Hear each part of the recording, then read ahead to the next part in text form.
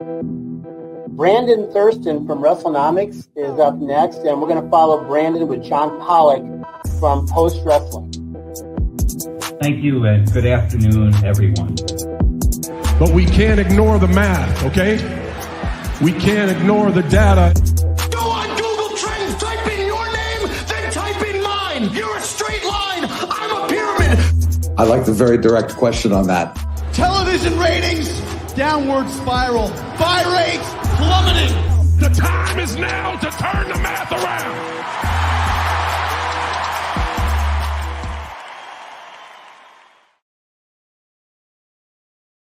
I am John Pollock, along with Brandon Thurston, a man of so many talents, just the latest of which video editing skills that we can add to the long list. Hello, Brandon. Hello, but you did the audio. You and I have found a perfect. I can do audio, you can do video, and together we come together for a brilliant intro to Pollock and Thurston each and every week.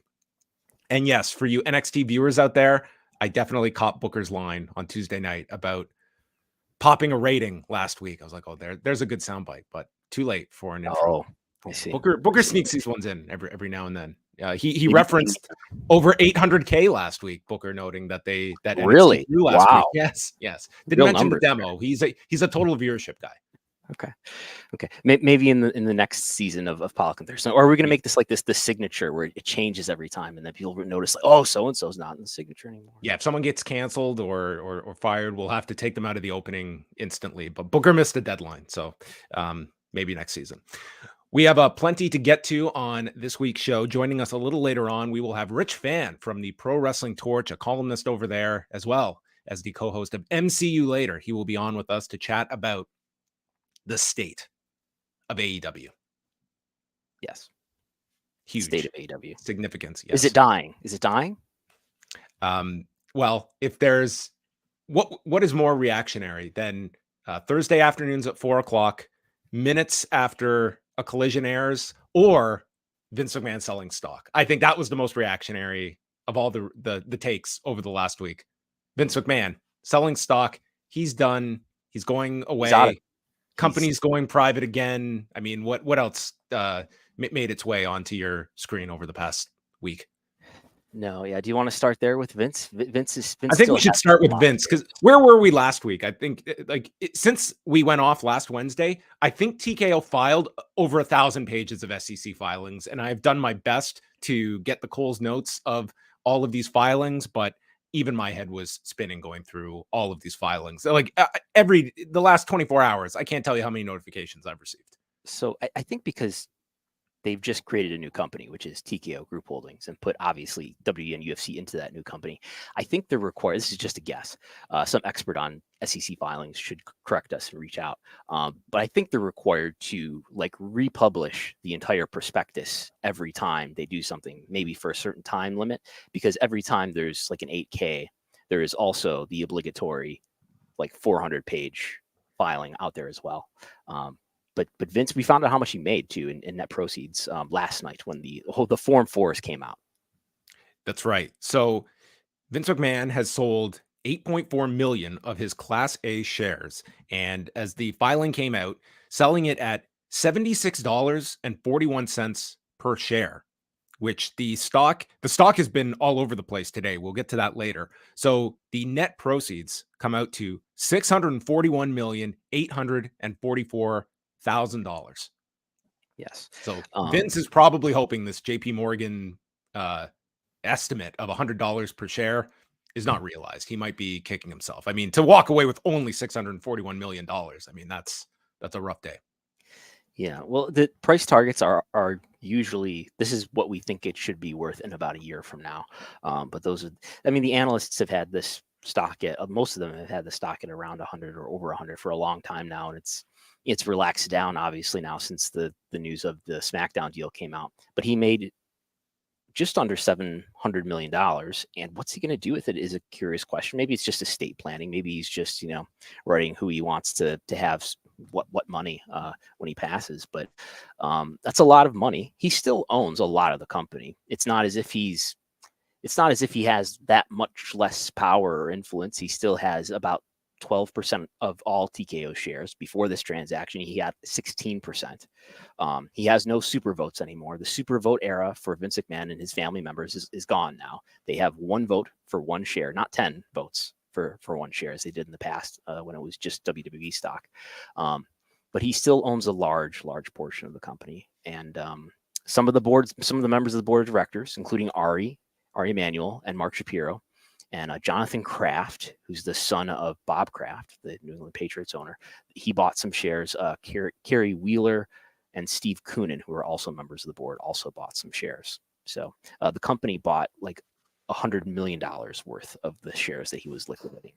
So mostly, though, it's held by Morgan Stanley, which is, you can buy it now on the stock market as usual. In scanning through some of these filings over the past week, I mean, we got to see attendance figures for WWE, a bunch of employment agreements, as Brandon mentioned, seeing what Vince McMahon made, what Ari Emanuel stands to make, Mark Shapiro as well, and a lot of UFC financials as well, broken down as opposed to just all baked in together, as previously Endeavor would report, where it was the lion's share was the UFC, but it was lumped into their professional bull riding and other things. Now we get a clearer sense of the UFC side of things. But the highlight of all of these pages was subsequent events. Vincent K. McMahon, our controlling shareholder, on January 5th, 2023, our controlling shareholder executed and delivered a written consent, taking certain actions by consent without a stockholder meeting in accordance with Delaware law, resulting in, among other things, the election of Mr. McMahon, Michelle Wilson, and George Barrios to the board of directors.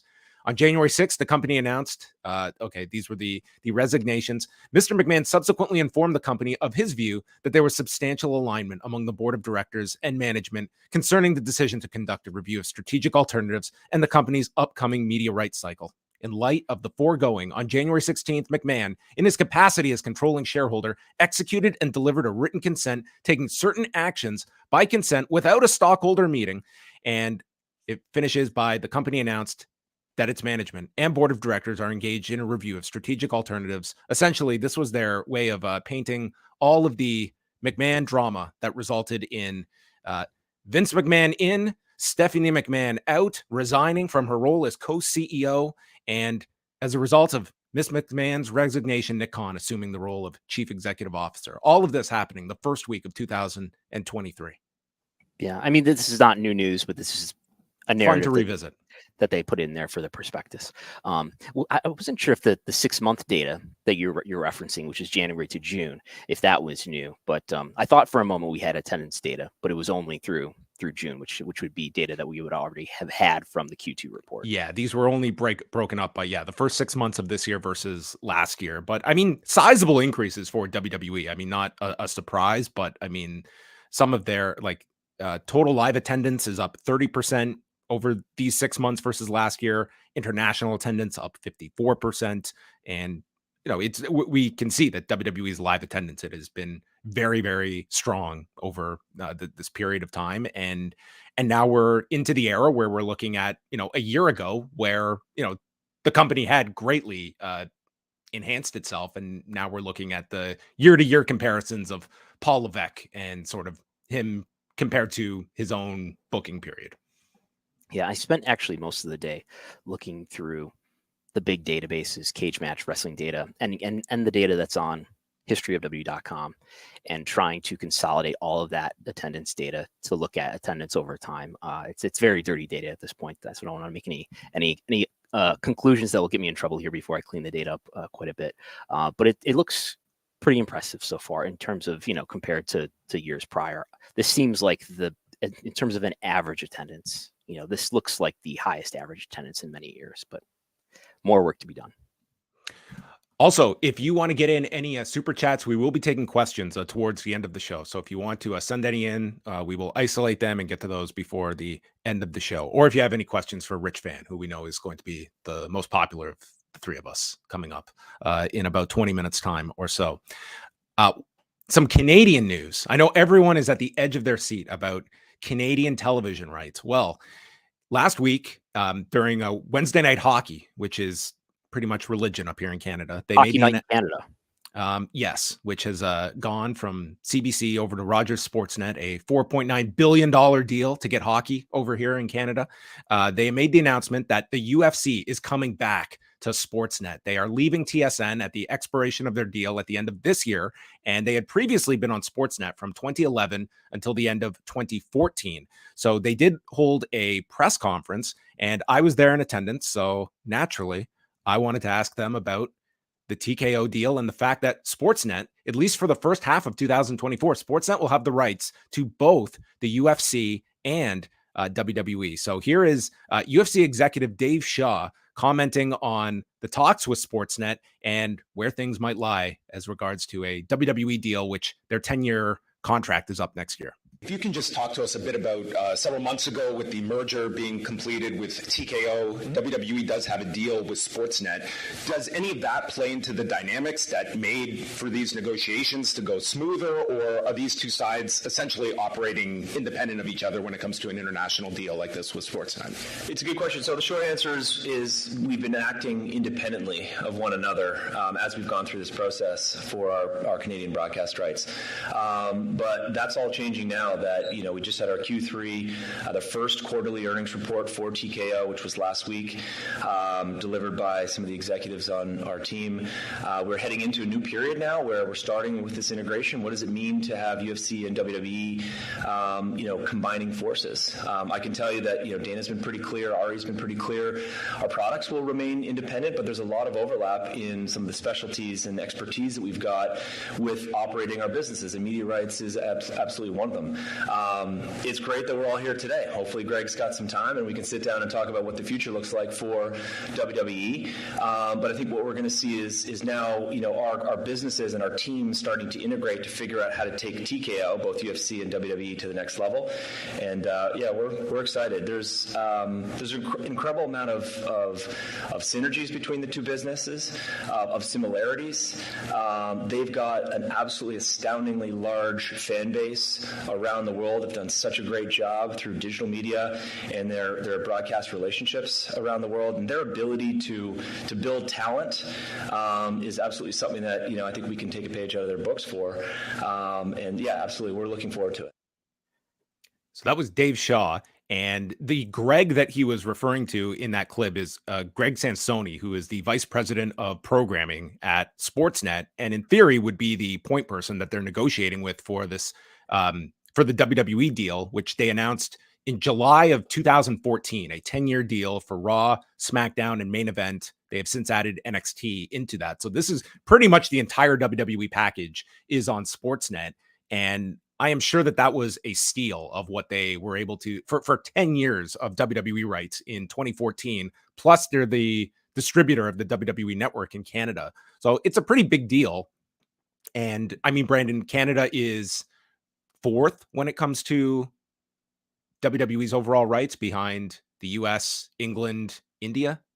Morgan Stanley put it, JP Morgan put it ahead of UK in their estimate. It could be, I don't know. I've always figured US by far number one, India number two now, and that's a recent development in the last rights cycle, followed by United Kingdom.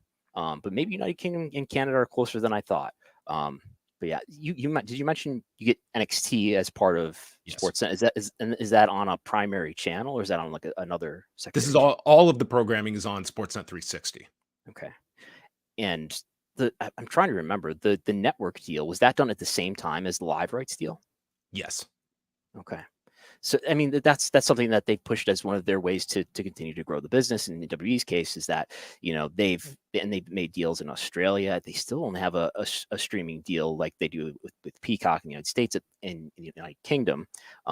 So I would think that would be, their argument to charge more for it, for one thing. But ratings have been up in Canada as well as the US for Raw. Raw in particular, very strong. I mean, this week they just did their highest since mid-August, and in particular the early part of this year when you could see the build up with Sami Zayn. I mean, they were doing incredible numbers, but still very healthy. I mean, typically a Monday night show for Raw is doing anywhere from 250 to 300,000 viewers in that range, which for Canada, I mean, take into account the population difference, but that is a very strong number for Canadian sports that is not the NHL, that is not the Toronto Blue Jays. SmackDown is typically below that. And then you have Dynamite that is more on par with NXT. So it's something to keep in mind. The Canadian deal is ending at the end of next year, 2024. I believe the India deal is expiring with Sony. They've just merged with somebody, so maybe it's not called Sony anymore. But the India deal is expiring at the end of 2024, I believe. And the UK deal, I believe, is also expiring at the end of 2024 with BT Sport, or they call it TNT Sports now. TNT Sports now, yes. Okay. So all of that's coming up. That probably totals to maybe not quite $100 million in total media value, average annual value, but that's still, it's a big chunk. It's like another flagship show on the US side to think of it in some proportion that we're familiar with. And like Canada, the TNT Sports deal in the UK, that is again one that has both WWE and the UFC rights as well. So interesting to see their kind of international plans now that the two companies are all together and negotiating these various topics. Brandon, I know that you tuned in to watch UFC 295 on Saturday night. You tuned in like 5 minutes before the pay-per-view was going to go live, the end of the televised prelims, and there in walks Donald Trump, flanked by Dana White, Kid Rock, and Tucker Carlson. There he is. 4 names that I can't make this up to you, but here they walk into Madison Square Garden. How are they received? What was the crowd reaction?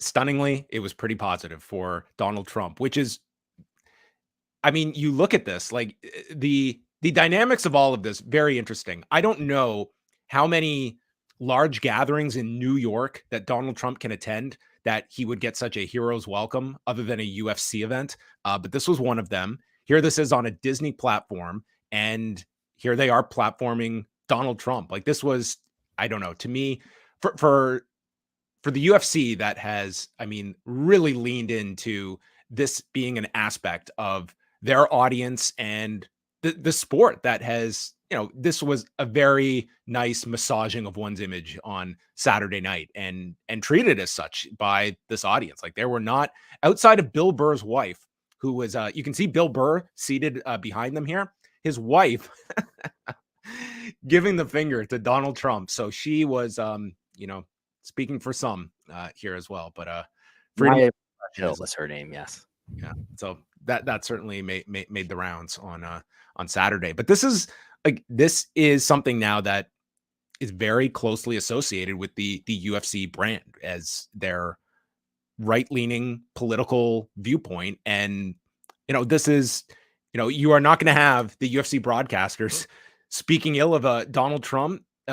No mention of any 91 felony counts or anything like that, and like this was a nice PR exercise for, if you're Donald Trump, who has kept a pretty low profile as they're going through the Republican leadership debates.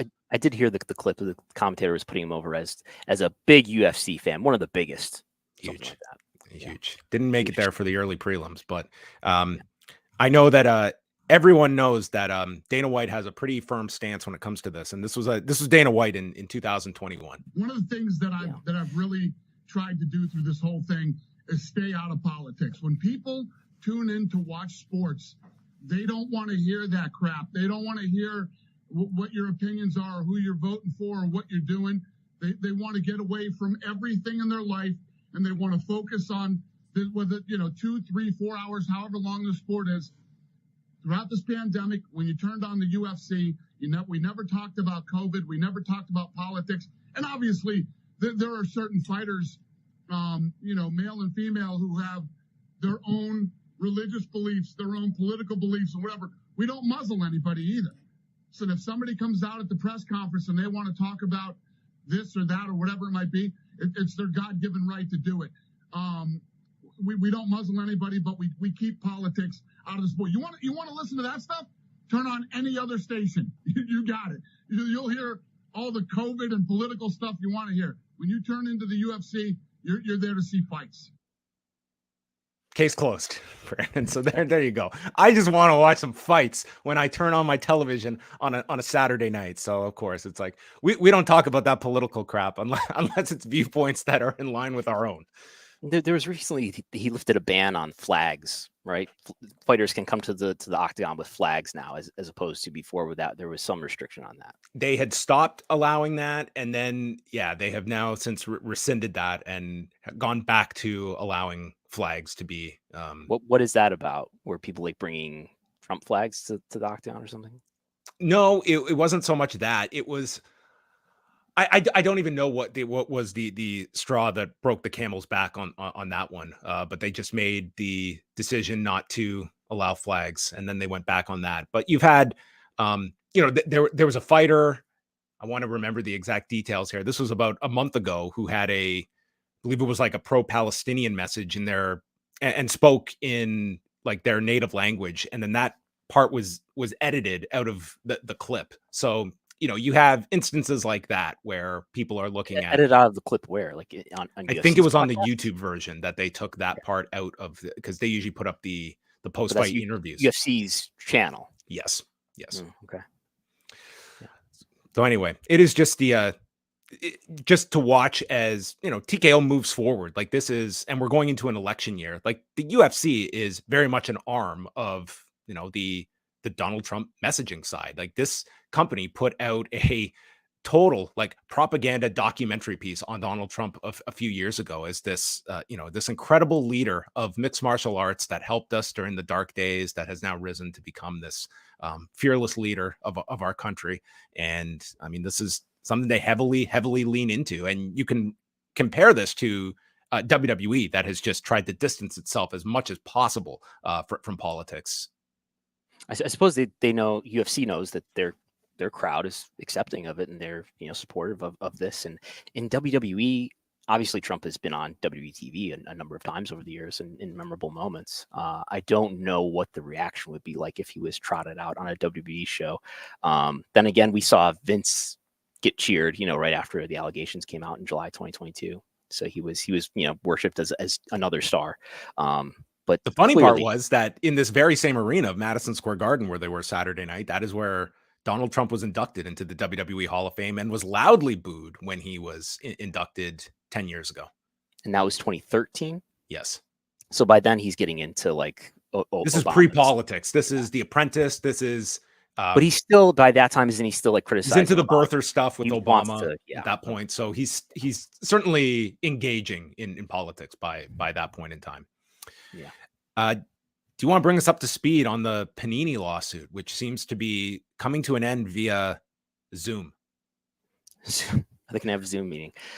There's a letter put out. This last night, this letter came out, and basically it's just from both parties writing that we've come to an agreement in principle. We write on behalf of both parties in response to the court's order date of November 3rd, where it says that they have conferred live and in real time to discuss a potential solution. Specifically on October 3rd, Nick Khan, who they reference as the CEO of WWE, not up to speed here on his rank here. He's a president now.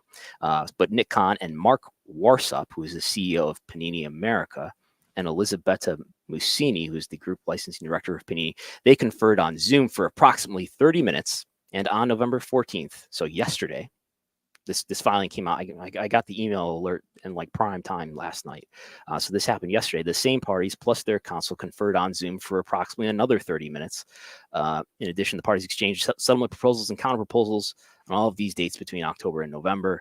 And they continue to come to a resolution. But it sounds like they're getting very close to coming to a solid agreement to make this case go away. Very specific. Don't know what that means though. Yeah. Don't know what that means though, in terms of like, will that consist of Panini still being allowed to sell W trading cards? Will this consist of, W giving Panini some money so that they can be released from this deal, so they can go with Fanatics, which is, we get the impression that's what they want. They want to license WWE trading card rights to Fanatics instead of Panini. Well, I hope they release the Zoom call of at least a transcript of this 30-minute discussion. I want to know what broke the ice at the beginning of the call as you send in Nick Khan to fix this mess. Maybe they're going to throw the antitrust suit at Nick Khan. Go take care of this. Perhaps going to be the cleaner. We also have ESPN. Disney held its quarterly earnings report last week with the updated figure of 26 million subscribers for ESPN Plus. So Peacock they can now boast for at least another quarter. We're bigger than ESPN Plus by 2 million subs as ESPN Plus. A bit of growth, but not a staggering amount either. And that's a first. Peacock has crossed ESPN Plus, whereas before it was growing, but well behind ESPN Plus, as people watching the video can see in the line chart here. So, I mean, these businesses are largely losing money, and Peacock is definitely one that's losing a lot of money. But Peacock has surpassed ESPN Plus for whatever that's worth. Yeah, and ESPN on the call stating it's looking like 2 years tops, they're going to be going direct to consumer, which has been, I guess, the fear of a lot of the cable industry. Although this would not be the elimination of ESPN from cable carriers, but giving you the option that if you do not have cable, you can have access to ESPN directly via its subscription service. My guess would be, based on Disney and Charter coming to an agreement that they would give Charter subscribers access to Disney Plus, that is maybe a signal of how a lot of these deals in the future are going to go, in terms of you'll have these streaming services be included in the package for cable subscribers. So putting these streaming services all back into the bundle. Meanwhile, the prices for the direct-to-consumer option of ESPN Plus, of Peacock, those already are continuing to rise. They'll continue to get even higher and more expensive for the consumer, pressuring them to get back into the cable bundle, whether that's through traditionally having the cable guy come over and install cable, or the virtual option like Sling and Hulu Live and YouTube TV. Merchandise, Brandon, you have compiled the latest estimates of merchandise sold by the top performers in WWE.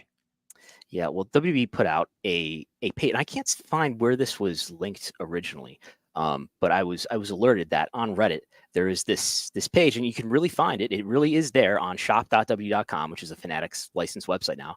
But you really can find this image that they put out. I'll put it on the screen here, of 10 individuals who they title, these are the top selling WWE superstars, and it's 10 of them.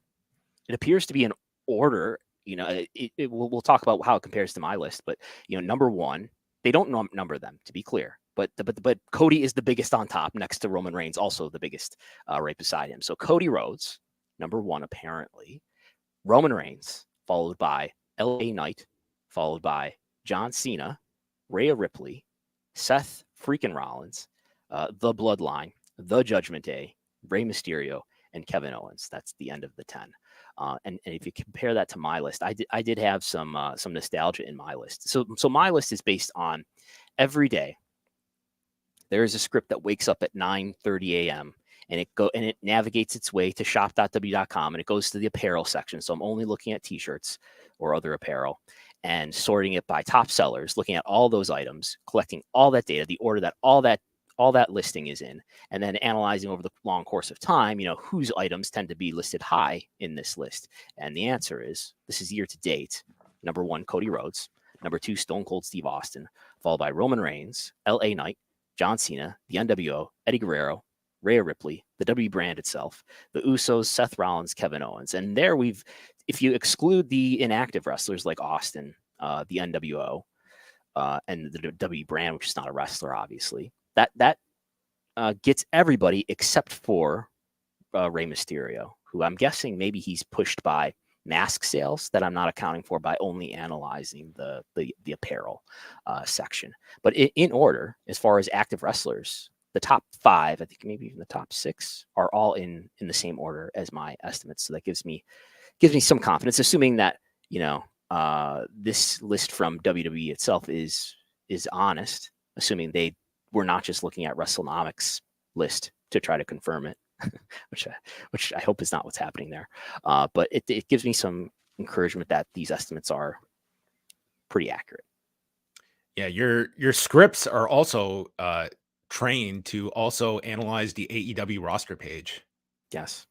So when there is a performer that goes missing from the roster page, which is typically our tip off to a contract is expired, that's pretty much the notification is through your scripts. I can include you in those emails if you want. You can include me in anything you so choose. but someone we are going to be including in the chat as we're going to be focusing a bit more on AEW as they go into full gear this week. You know him. He is a columnist over at PW Torch as well, the host of The Deep Dive, and you can also catch everything with Rich Fann, as well as MCU later. He's a very busy man, but taking some time out to chat with us. Rich Fann is on the program with us. Rich, how are you today? Hi, Rich. Hey, good to see you guys. Happy to be here, and thank you for the invite, John. Well, we are here to figure out the future of AEW. We're going to solve this in about 20 minutes time. All the tumult that they are in as they are going into full gear, and just a big picture look at things as we're going into this pay-per-view. Rich, tell us just about kind of your thoughts on AEW, particularly in this last, I would say, like 5-6 week cycle since Wrestle Dream. You've had Adam Copeland come in. We have seen the addition of Ric Flair and such. Like, you are getting certainly this feels like an elevated amount of criticism that AEW is receiving. But what do you look at in terms of like their overall health as we close out the year and where they are headed?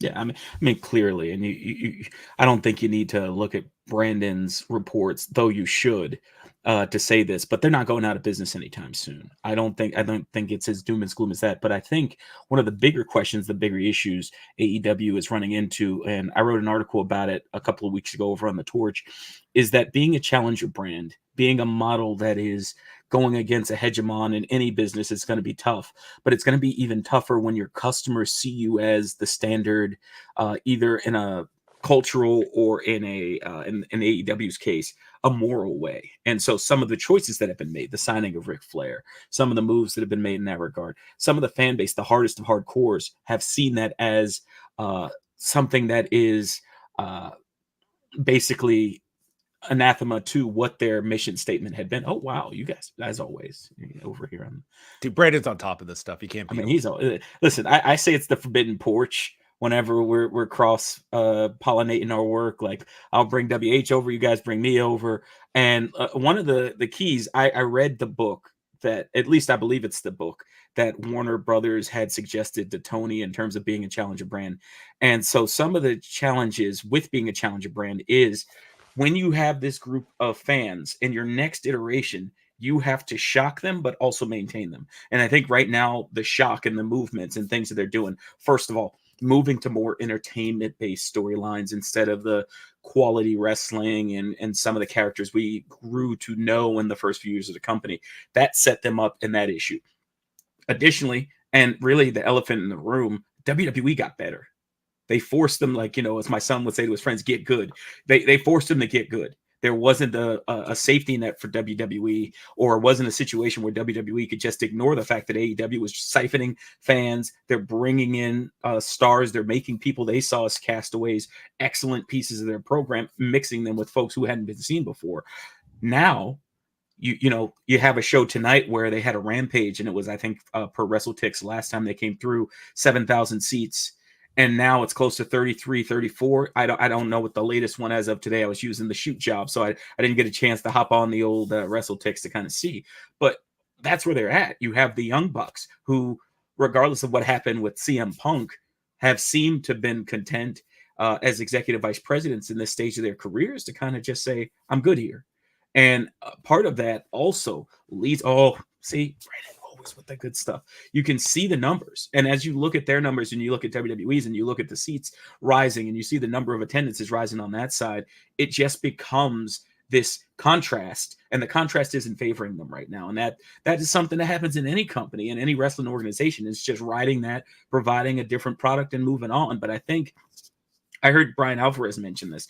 This isn't the time for folks who are the hardest of hardcores or super fans of AEW to say nothing's perfect, but you can't let good be in the way of great.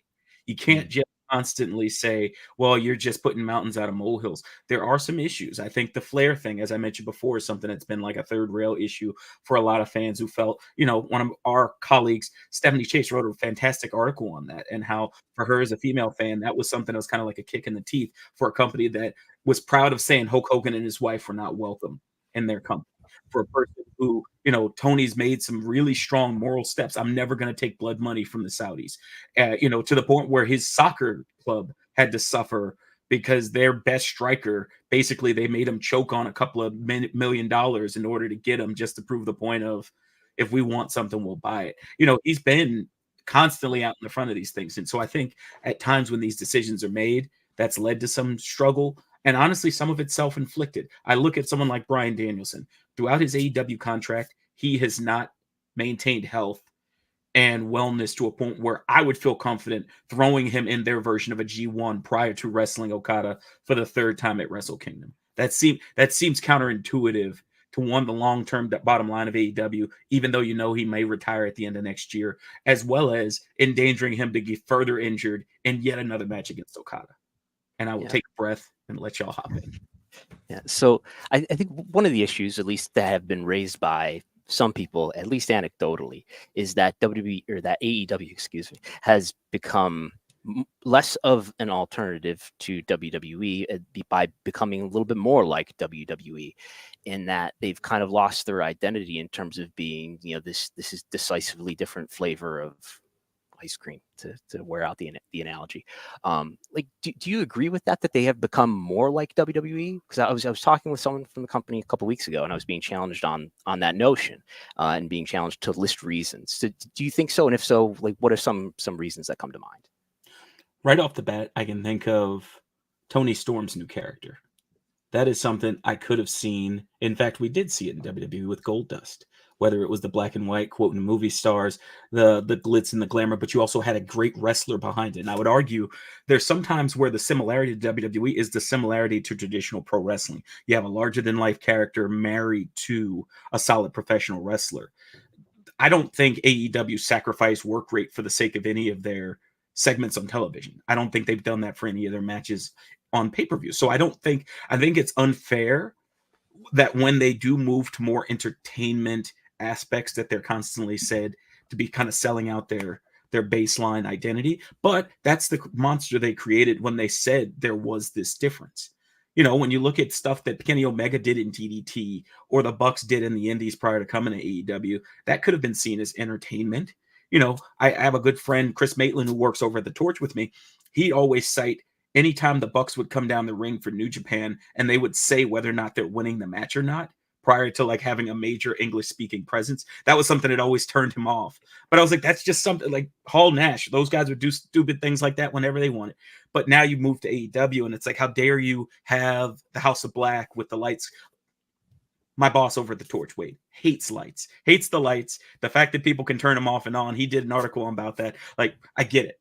But that, again, that's wrestling history. When you have a Tony Khan who has this encyclopedic mind and has followed wrestling as much as and as deep as he has, being able to borrow certain things should be on the agenda. One example I give that is a great meld of character, wrestling, and kind of the past is what's going on right now with Christian and Adam Copeland, and all of the menagerie around him, because that's very reminiscent of the Sandman and Raven when it was the custody of Sandman's kid and Raven was just being the crazy surrogate dad. That's basically what Christian's doing right now. And it's fine. That's never something people get mad at. It's really, and Brandon, if you have an example, I get right off the top of my head, I can't think of one where people are like, oh, I can't believe you're doing this on AEW. Because Tony Storm's been accepted. I think people love the picture-in-picture insets and everything she's been doing with that character, the All About Eve Redux. Is there anyone that really stood out when you all have been talking to folks? The world title program with MJF, which it does seem like in the last month or so, he has responded to criticism to try to become a more serious character. Nonetheless, you still get Dynamite opening with Adam Cole coming in from Zoom. Speaking of Zoom, and having the Roderick Strong character involved, but just the fact that you've got a world champion who's it's not a sports-like presentation as memorably AEW was advertised to be before it launched. It's a world title program that at times has been, has been delivered with a lot of comedy and frivolousness. Yeah. Look at the C2. And I'm sorry, John, for cutting you off. I just wanted to throw this out real quick. The C2 is, I was very surprised when Tony opened and named Danielson as the first member, because every single tournament we've had since Tony's moved away from the rankings model has featured people who, when you look at it from a sports standpoint, they'd be in the relegation zone, or they would be people who would be also rans. It's like, okay, we're going to do this eliminator, and it is 2 guys who lost on the prior pay-per-view and 1 guy we haven't seen in like 6 months, and it's typically Pac. Don't know why it's typically Pac. He just shows up and he disappears, and that's my one pet peeve. This tournament coming up is going to be very indicative to me of whether or not they're really going to what you said, Brandon, the old school sports-like presentation, because it should be Danielson. If you're going to treat this like a G1, Kingston, it should be Moxley. It should be really set up with blocks like we see with the G1, where you have some young lions, you have some established vets, you might have a Yano or 2, but it should not be a contestant. It should be contested by like the champions and the best of the best, not a bunch of Yanos, so to speak, and then Danielson, because that seems like you're kind of setting it up. We are coming up in March on 2 years since Tony Khan purchased Ring of Honor. Where does Ring of Honor fit in this system? Now that we are this many years in, is this a bargaining chip for these next round of television negotiations? Like, here are 2 other hours of content we have on a weekly basis. And what have you observed of just sort of the infusion of ROH, the highs and lows of it over the past year and a half? Yeah, I think the one high, and it's similar to AEW as an entity, having anything that gives wrestlers opportunities to be paid outside of a WWE spectrum is must have in North America, because it gives everyone a chance to kind of apply their wares. Ring of Honor, while at times I feel like it is unnecessary to exist in this current climate, given the attention or lack thereof it sometimes gets, has been one of the best spots to watch, say, Athena. I have, we have a number of colleagues. Again, I'll point to Stephanie again as a person who's been ringing the bell in terms of women's representation on Dynamite outside of the 925 match that we typically get. And Athena's character has developed immeasurably during this, doing the heel shtick, trying to recruit people, and all the pieces that kind of slide in there. But then when you show her on Dynamite, you don't get all of that. You don't get that backstory. You don't get that fill-in. And so I think Ring of Honor's done a great job there. I think Ring of Honor's done a great job in developing and maintaining the development of folks like Khan, like Shane Taylor Promotions, or whatever their new iteration is now. We basically took Nana and all of that stuff, merged it with Swerve, and we brought it to Dynamite. So it seems like the best parts of it get siphoned onto Dynamite. Samoa Joe. Hello. And then the rest of it kind of can gestate. I'm kind of indifferent to Ring of Honor now. There had been a time, especially towards its end, prior to Tony's acquisition, where you're watching it just to kind of get that last hit of what was one of the bedrocks of the early 2000s. And now it's just NWA with a better owner. Do you get the sense that disappointing? Do you get the sense that people are watching Ring of Honor at least as much as, say, they were at the beginning of the weekly TV starting on Honor Club? I know Tony has said at one point, I believe, 12,000 subscribers for Honor Club. They're going to do the move where they're going to make Final Battle exclusive to Honor Club, which makes me think maybe I don't know, maybe it's a good strategy anyway, but it's definitely an attempt to push people to become subscribers. Or has the conversation around Ring of Honor fallen off since it began on Honor Club? I think it's kind of fallen off, but at the same time, when Tony mentions the metrics of how many viewers are watching, the attendances vis-a-vis the final few years of Ring of Honor, I think there's more people watching. There may be more people going, but there's less interest, if that makes sense. It's almost like a person with X thousand Twitter followers, but there's no engagement. It's like, it's great, but is it doing something for your brand? And I think with Ring of Honor right now, that brand really is, I'm attached to MJF on the pre-show. Samoa Joe has declared my title not valid enough for him to defend. And Athena being a champion that is, I would argue, more prestigious at this point than, say, the TBS title, but gets less television time. And so I think all of those things add up to a brand that really, it's almost like when I look at Deadspin or some of the other places I used to read that are still alive, but like they call them like zombie Deadspin, because you don't see who the attribution of writers and all that things. That's really what Ring of Honor seems when you look at it up close, as opposed to just, yeah, it's great that those guys are working there. Given Tony Khan's style of booking, like we can see he has, this world of all these different characters and different stories, some that he parks at the side, and then it's something that can be revisited down the road.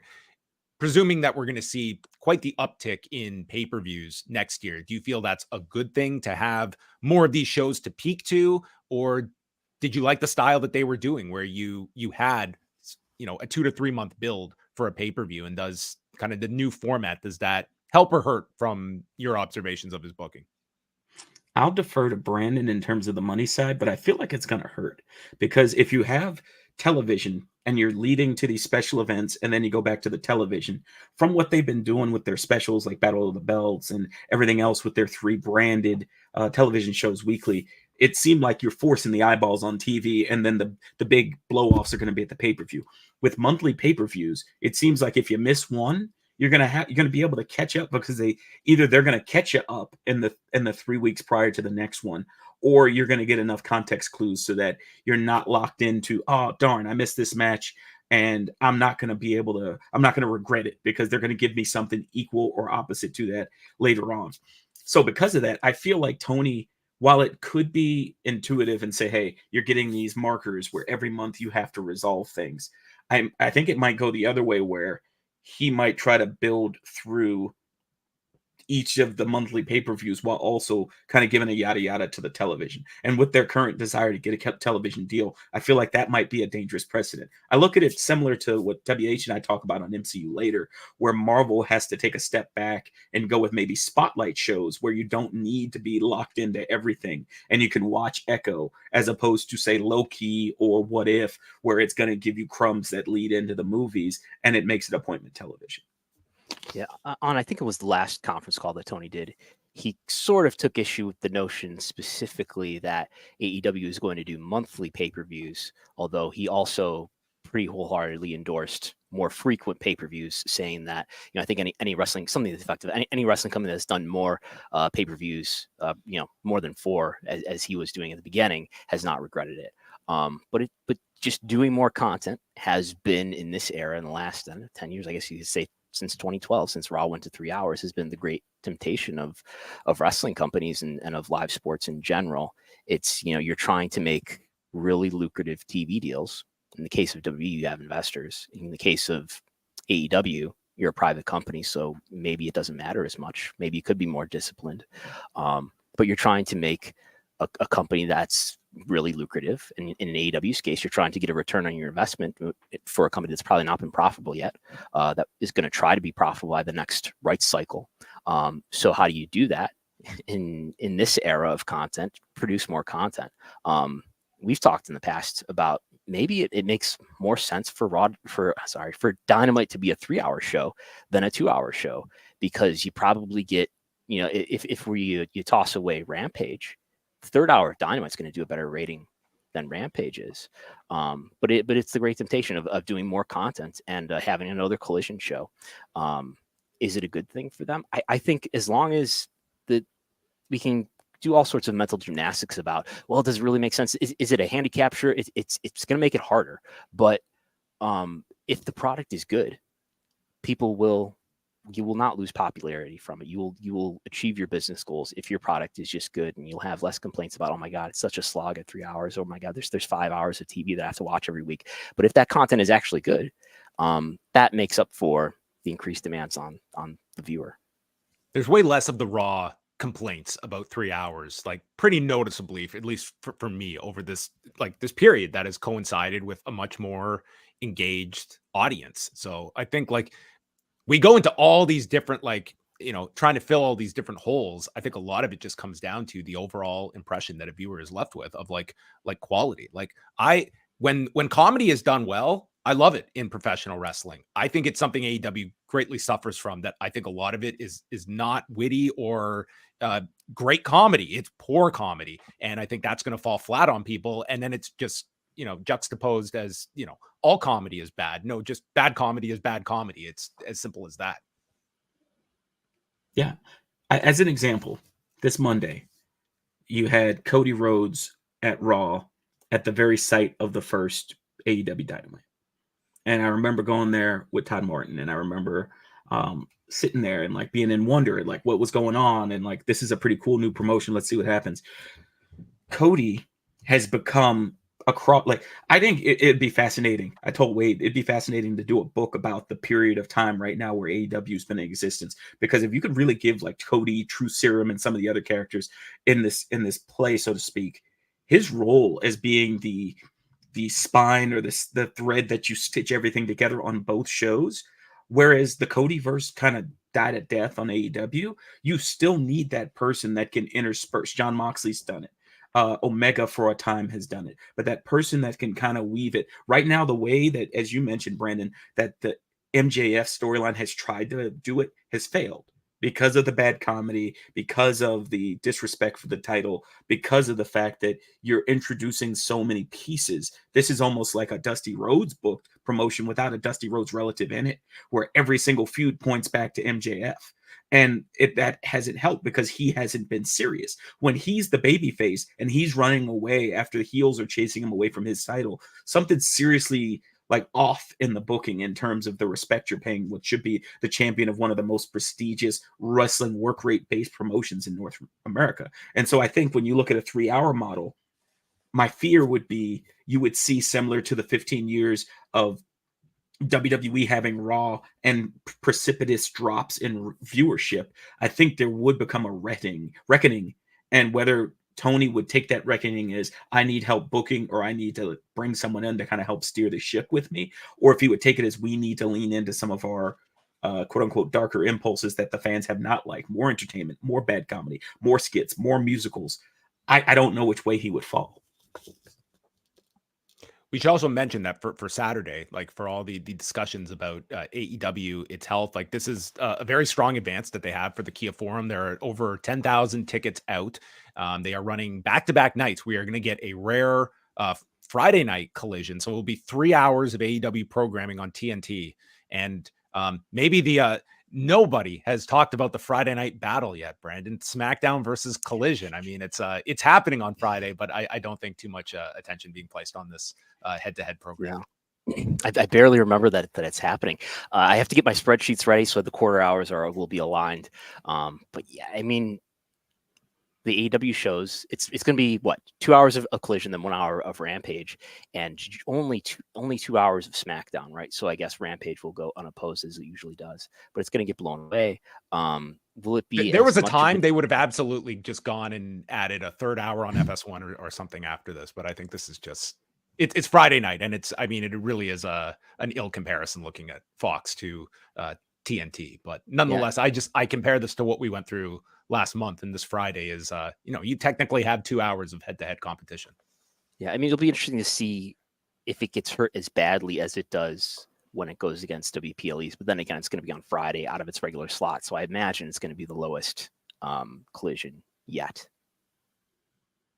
Yeah, I think it's going to be a real struggle. Like they haven't even announced anything for Friday's show on the AEW side. I mean, I'm sure tonight they'll have something to alert you to tune in on Friday night, but it's, I mean, hardly a major focus one. How would you look, Rich, at just the overall lead up to Full Gear? Are you optimistic? Like the tickets out tell you one story, like in terms of buys for this show. I mean, is this going to be a pleasant surprise? And how much of this is on the shoulders of MJF and Jay White for the success or failure of this pay-per-view? I think a good bit of it is on Jay White and MJF, because you do need, especially with a promotion like this, you need a strong main event. That's one thing they've always done. And if anything, everyone's clamored for, give us the show the weeks before, not the week of the card. And they've done that. Yep. And so for all the stuff we just talked about, they've been disciplined. We've known from weeks and weeks ago that it was going to be MJF, Jay White. We know that he's now going to be on the pre-show, which, again, given the injury to Danielson and some of the other folks, I feel like they're playing a dangerous game by constantly having their world champion in a pre-show match and then in the main event. Stuff happens. You know, we just saw that with Rey Mysterio and Logan Paul. Like, things can go sideways. When you look at the other matches, I think, perfect. The Guns, being in there with them is going to be fine. I think Orange and Moxley is another one that could be a sneaky favorite for the crowd, because I think those are two wrestlers that they definitely appreciate. Toni Storm, I've adored her matches, and I like what she's doing in there, so I've been fine with it. The 4-way is going to be fine. Everything looks like it's going to be a really good card. The 4-way tag match is going to be fine. Now, The one I have a question about, and the Texas death match between Swerve and Hangman, while I have issues with the fact that the guy who broke into the house is the one that gets to do his work and the other guy gets banned from ringside, that's pro wrestling logic. That's fine. The tag match between the Jets and the Young Bucks is very intriguing to me because I feel like, especially with this being the season for Hall of Fame and whatnot, I feel like the Bucks are going to be inducted this year into the Pro Wrestling Observer Hall of Fame on a weekend in which they felt like they called in from work and waited until they got to the pay-per-view to like show up and do stuff. Because the results are out this Friday. I mean, this could be their Hall of Fame induction speech on the pay-per-view Saturday night. Right. And they could actually make that the hook for a Collision. The Bucks accept their induction Friday night on Collision. Listen, I would not be surprised, John. Like if that happens in the result, because we saw the Booker of the Year have fanfare the last couple of years when Tony got it. And I didn't realize that like Dave had like plaques and stuff. That's actually pretty cool. And so for me, the pay-per-view is going to be fun. Like my brain stopped working. Forgive me. Brandon mentioned the content.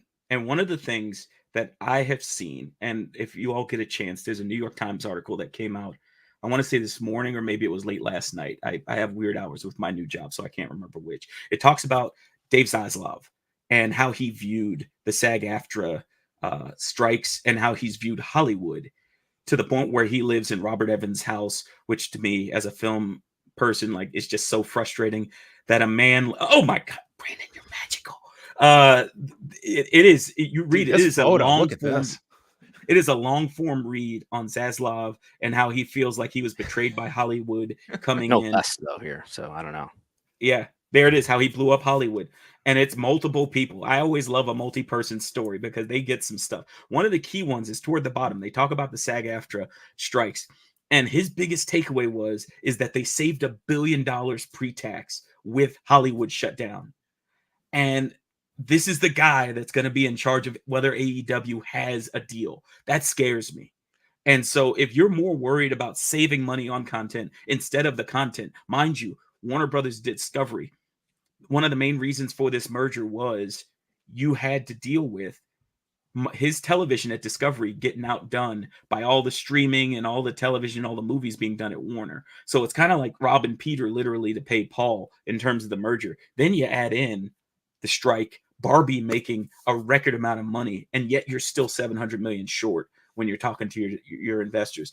AEW, I say all that to say with AEW, not all content's going to be great content for them, because if they're generating this much content and they get that third hour in a deal, is that third hour going to be worth it when Zaslav or whomever after Zaslav, because I anticipate that guy's going to be out of there at some point, decides that that's a money loser for them given the return on the investment? I'm not predicting that, mind you. I'm just saying they're in an uncharted territory, word to be on wrestling, in terms of how they have to deal with this guy and then also this scene, because WWE can churn this stuff out left, right, and center, and they don't care. You know, they just released the Ivan documentary, and it's like, here, enjoy. Whereas AEW, if I were them, I would say less is more. And then I would also double down on Serious MJF with his executive production on the Iron Claw. And I would focus on the fact that we, to your point, Brent, we care about real wrestling. Our world champion is invested in showing the history of one of the most cursed and sad stories in the sport or in the industry. And we're showing it with a clear eye. And if that's something you want to do and you want to go all in, like I wish WWE had done that when the wrestler came out. Instead, they made it a joke and Jericho feuded with, you know, the star of the movie. That doesn't do anything. That just kind of makes it, oh, it's not as bad as what we're showing in this movie. He's having fun. See, I think they should do that. But again, with this pay-per-view coming up, maybe it's not the time or place, but I feel like the more they get to a serious product, the more they can point to, here's how we're differing, while also giving some of those other elements a better lens. I saw one of the comments in the chat mentioning that MJF comedy is bad, AEW comedy is good. I'd agree to disagree. There are some times with other folks where it hasn't been as funny as I think they wanted it to be. But that's where I'm at on it. It is interesting as well, just like the week before Iron Claw comes out, AEW's got like that whole Texas swing. They're going through Arlington. They've got 2 nights in Garland, San Antonio as well. Like it, to me, is a no-brainer. You get a Kevin Von Erich just to show up there. I mean, anytime WWE has tapped into Kevin Von Erich, I mean, that guy is just you bring them out in Dallas or surrounding areas, easy pop, and something that you could, and you attach one of your world champion to what hopefully, at least in the wrestling community, is a big hit and it's received well. This is not going to be a blockbuster, but I think it could be well received critically. I mean, if you're getting Blue Oyster Cult in the trailer, I'm going in optimistic. So we will see how things go. Final thing, Rich, before we sign off here, Thursday evening, late afternoon, Tony Khan will sit down for his media call before the pay-per-view. What would be top of mind if you are throwing out a question at Tony Khan? What would be of most interest to you? The biggest thing is there a point by which you feel comfortable in trusting someone to book AEW for you? We've seen prior, whether it's prison time, burnout, or life events, like he mentioned, his mom's illness and how he kind of had to handle business there. How do you get to that point? What's the red button?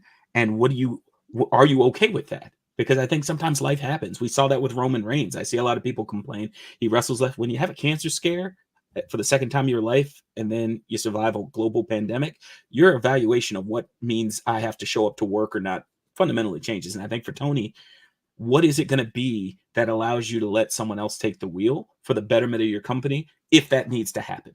Because I think if he doesn't have that set up in his head, he's a very analytic guy. He's a very meticulous guy. If he doesn't have that plan, he's like Batman. You're never going to be able to use it because you never had it planned out to begin with. Yeah, I just got my reminder email about the call tomorrow. I guess I think he's kind of like Vince in that, this is what he's passionate about. And I would guess if you were to give him truth serum and ask him which of his many jobs he enjoys the most, he's most passionate about, I would think it's being the booker of AEW. Well, Rich, do let all of our listeners out there know where they can catch more of you, all your great stuff. This was a tremendous discussion, and you can find much more with Rich Fann. Yeah, sure. First, thank you guys both. I always love the fact that I've been able to be entrusted to kind of hop the fence and join everything over at Post, and especially for Wave for kind of handing me the keys to MCU later with WH. On Twitter, X, whatever you want to call it, at Rich_Fan, FANN. Over at The Torch, I do a column every month typically, and a lot of times I'll do a bi-monthly one on the site where I just talk about whatever's off the top of mind. Podcast wise, I'll mention, as you did, everything with Rich and Wade Keller, or my editor publisher.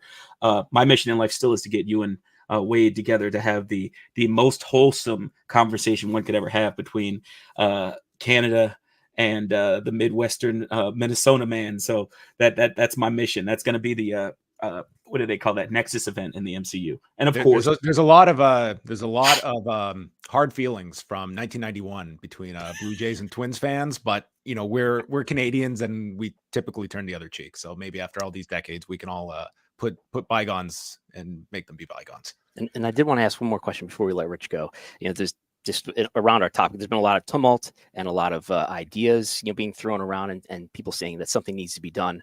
But I just want your thoughts on the firing of Ken Dorsey, and is this a turning point finally in the Buffalo Bills season?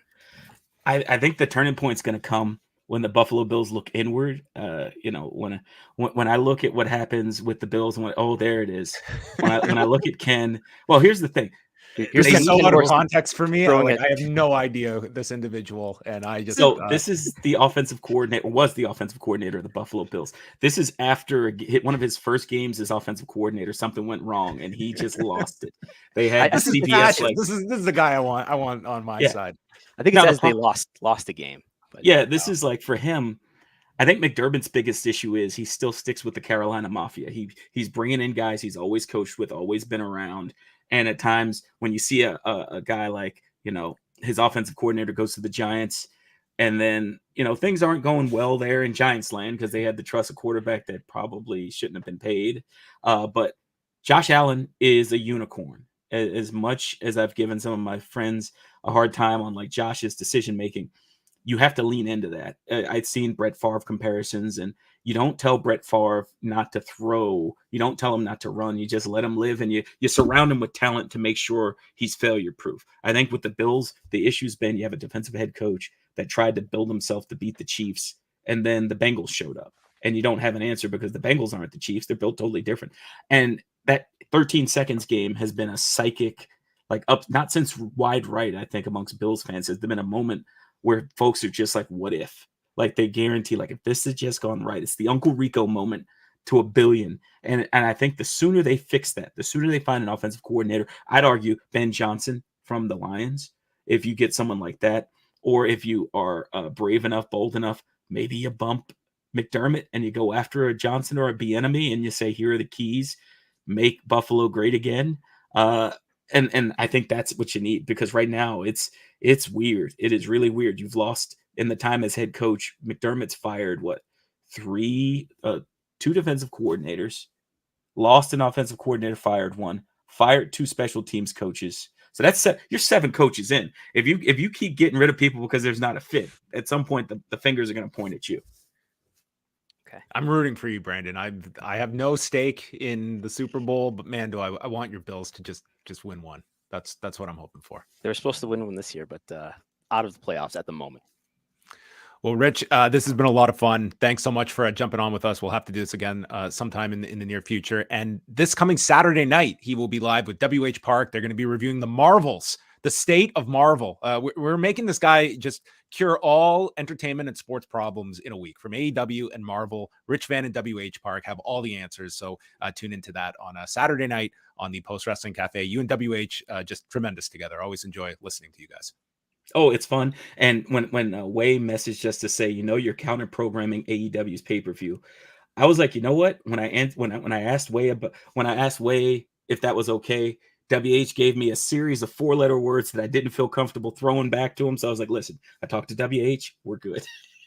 His vocabulary is, he's very succinct. You always Andrew Dice Park. That's what we call him. Andrew Dice Park. Very well said.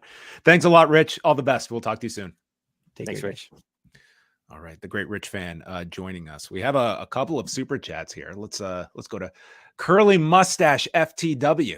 It's actually on my birth certificate. Do you think it would benefit WWE to help NWA get that CW deal to provide a counterpoint to the MLW lawsuit? He does apologize for the username. No, we love the username.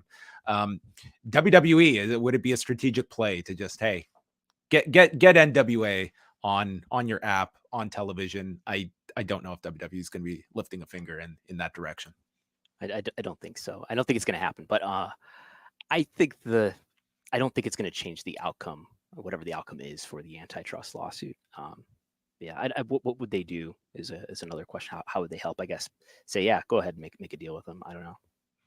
Yeah, I think for WWE, it's not going to be a big difference maker. I also look at it the fact that it would be of no consequence to WWE if the NWA got some slot on CW. I mean, it's a lot like UFC, where it is like there's this whole discussion on UFC, and one of, if not the biggest fights you could make right now, is John Jones and Francis Ngannou, who has left the UFC. He has signed with PFL. He's now coming off this incredible performance in Saudi Arabia. And what a stupid idea.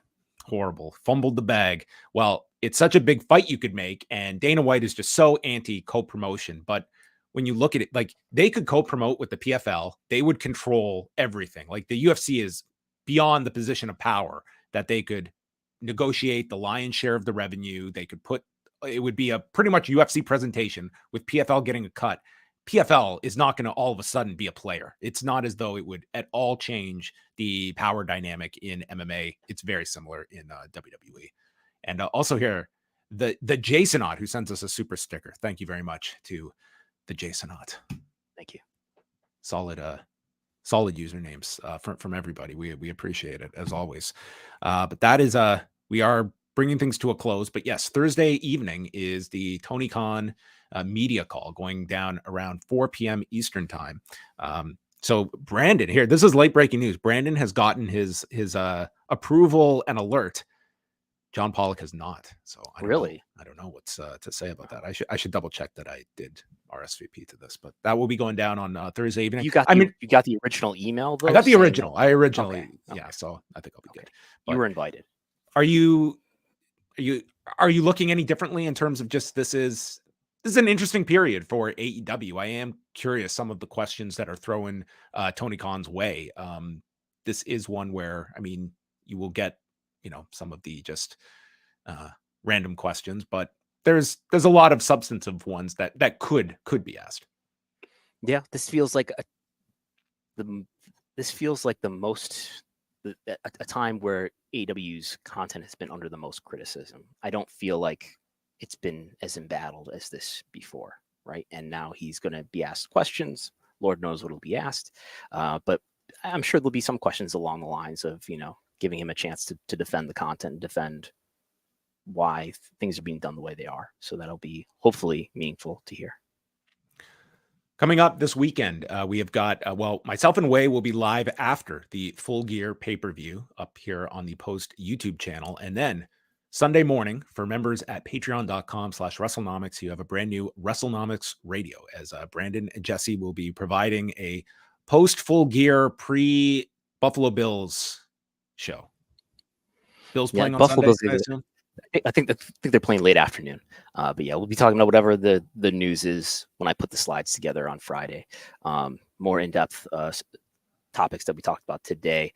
But I've been looking at attendance, like I said earlier. So maybe by a Sunday, I'll have some historical attendance estimates to consider whether this era is, to consider to what extent the attendances are comparable in this era versus the Attitude Era. Ooh, always love the comparisons. Is this as big as the Attitude Era? Probably not, but we'll see how close it is in terms of averages, at least.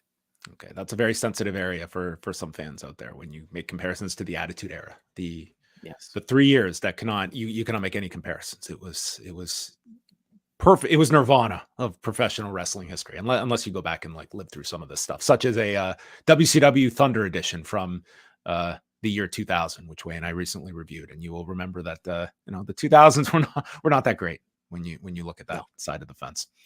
That's it for us. Again, thank you to Rich Fann for joining us. Thank you to everybody that tuned in live, and a thank you to Brandon for that video opening.